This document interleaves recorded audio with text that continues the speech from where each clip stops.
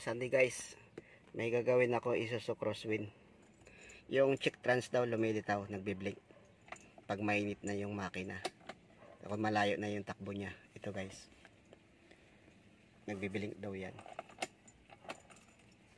Yan, lalo na kung malayo na tinatakbo.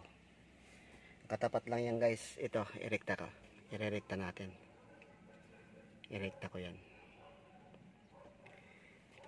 Tapos bago ko ayusin yan, bago ko ipakita sa inyo yung pagrekta, tapos yung bilang ng blink, ayusin ko muna yung mga leak, yung may mga tagas.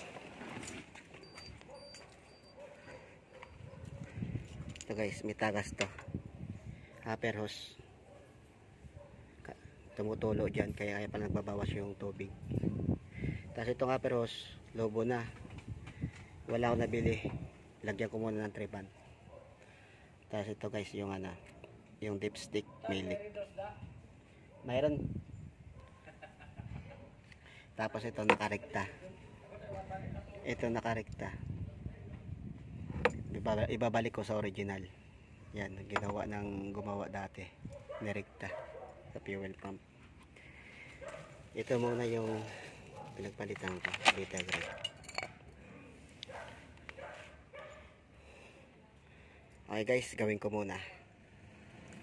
Yan guys, kaya pala nag-check trans, kasi pinasok ng tubig yung transmission. Yan, ng melty pinasok. Yan o, dapat pula yan guys. Buti nila pinacheck sa akin. Kung hindi natin na maagapan to, transmission to, masisira yung mga clutch set.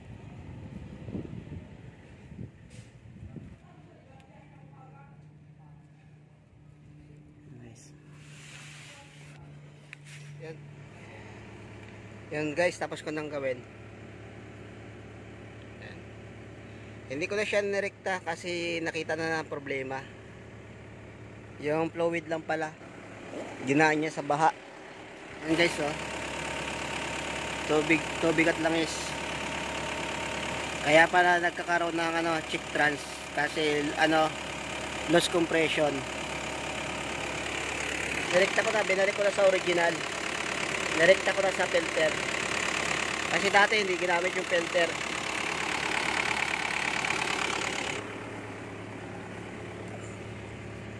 Nice.